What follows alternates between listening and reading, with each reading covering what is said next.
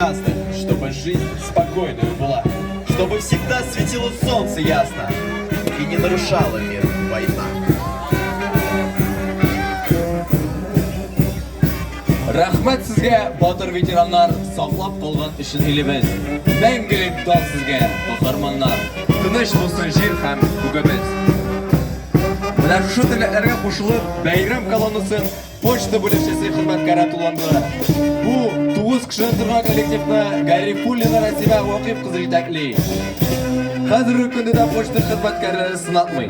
Халыкка газета, журнал, пенсия субсидияләрне вакытында тапшыра. Бөек җиңү бәйрәме белән котлыйбыз. Эшегездә зур уңышлар сезгә, хөрмәтле якташлар.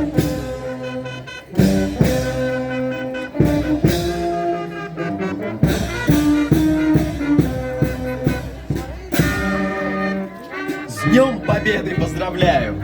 Желаю жить спокойно, без забот. Пусть в небе